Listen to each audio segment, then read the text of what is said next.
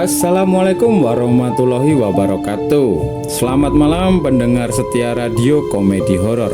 Semoga kalian selalu sehat, aman, dan dilindungi Tuhan Yang Maha Esa. Apapun yang kalian dengarkan malam ini, semoga bisa menjadi hiburan, tidak membawa hal buruk, dan tidak terbawa sampai ke mimpi, apalagi mimpi basah. Di channel ini kita akan mendengarkan cerita horor dari tempat-tempat sunyi, dibawakan dengan santai dan sedikit bercanda. Karena tidak semua rasa takut harus selalu serius untuk ditakuti. Tapi sebelum cerita dimulai, jangan lupa subscribe dan aktifkan lonceng notifikasi ya, agar kalian tidak ketinggalan cerita horor yang niatnya bikin merinding, tapi kadang malah bikin ketawa. Baiklah, siapkan diri kalian, atur volume secukupnya, dan selamat mendengarkan. Malam semakin larut dan seperti biasa ya, jam segini tuh dunia terasa lebih jujur gitu guys. Jalanan sepi, lampu redup, dan pikiran mulai memutar-mutar ulang tuh hal-hal yang seharusnya tidak usah diingat gitu. Bagi pendengar yang masih terjaga, ya kan, tarik selimut sedikit lebih rapat, karena cerita kali ini datang dari sebuah tempat yang kalau siang biasa saja, tapi kalau malam pura-pura biasa. Nah, di pinggir kampung Sukamaju ini guys, ada sebuah jembatan kecil ya. Di bawahnya itu mengalir sungai sempit yang airnya lebih sering bau daripada mengalir gitu. Nah, jembatan ini tuh terkenal bukan karena indah, tapi karena sering jadi tempat nongkrong makhluk halus yang katanya nggak dapat tempat duduk lain gitu. Dan malam ini jembatan itu tuh kedatangan tamu. Namanya si Udin. Nah, Udin ini tuh baru pulang dari ronda ya. Senter di tangannya tinggal satu garis cahaya tipis gitu. Baterainya sekarat. Sama seperti semangat hidupnya gitu guys ya kan. Ia melangkah pelan sambil menguap. Wah gitu. Besok ronda lagi. Hidup kok kayak paket langganan itu, keluhnya si Udin. Nah, saat Udin menginjak tengah jembatan, angin dingin tuh tiba-tiba berhembus guys, gitu. Lampu di ujung jalan berkedip-kedip lalu mati. Dari bawah jembatan terdengar suara tawa melengking panjang, khas, dan jelas bukan suara manusia yang senang hidup gitu. Hihihihihihihi. Udin berhenti. Nah, ia menoleh ke kanan, ke kiri, lalu ke bawah.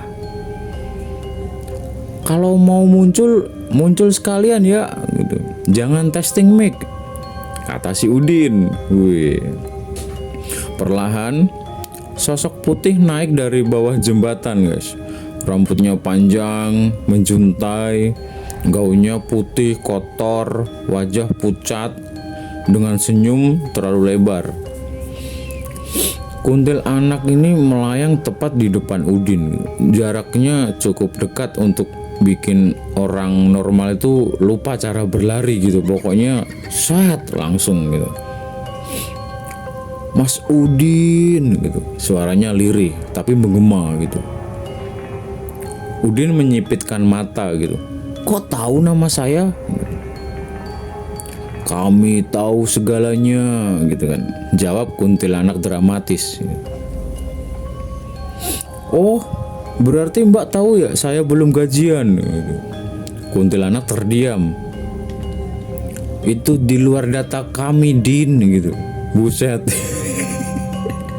Hening sebentar ya kan, angin lewat, plastik kresek lewat, tikus lewat gitu ya kan. Mas sendirian malam-malam gini gitu, tanya kuntilanak. Tanya kuntilanak mencoba kembali seram gitu. Iya, Mbak juga sendirian gitu. Temennya lagi libur, balas Udin. Kuntilanak mengerutkan dahi gitu. Kamu tuh harusnya takut gitu. Takut kok gitu, kata Udin. Cuma saya lagi capek. Takutnya antri gitu, ya kan. Kuntilanak melayang lebih dekat lagi gitu kan. Biasanya tuh orang lagi dihantui gini tuh biasanya orang langsung lari sambil teriak gitu ya kan. Biasanya gitu. Mbak, tapi saya itu habis ronda 3 jam, kaki udah nggak kenal kata panik gitu kan. Kuntilanak mendengus. Ya, citra horor saya rusak nih gitu. Enggak mbak, mungkin mbak kurang senyum gitu. Saya ini hantu loh mas gitu. Justru itu branding itu penting mbak gitu kan. Kuntilanak terdiam, lalu menurunkan dirinya dan duduk di pagar jembatan gitu. Kakinya menggantung tapi tidak menyentuh apa-apa ya kan. Mas Udin gitu, katanya pelan, boleh nanya jujur nggak gitu. Boleh. Kenapa manusia sekarang susah ditakut-takutin gitu? Udin berpikir sebentar. Soalnya cicilan lebih konsisten mbak gitu. Kuntilanak mengangguk pelan gitu. Wah, masuk akal ya gitu. Tiba-tiba angin kencang meniup rambut kuntilanak ya kan, sampai menutupi itu seluruh wajah kuntilanak. Bentar gitu. Ini rambut kenapa kayak tirai angin gitu. Udin langsung refleks kan, kayak menahan tawa gitu ya kan. Mbak, rambutnya ke mulut gitu kan. Kuntilanak tersedak dia, soalnya rambutnya pas kena angin langsung masuk ke mulut gitu kayaknya. Ah serius nih, udah malu gitu kata si kuntilanaknya, malu gitu. Ia langsung mencoba merapikan rambut gitu, tapi malah makin kusut guys, soalnya nggak bawa sisir gitu. Mas tolongin dong gitu, pintanya kuntilanak. Udin maju kan setengah langkah gitu. Saya bantu dari jauh ya mbak, takut dikira adegan lain gitu. Tenang mas, saya hantu sopan gitu.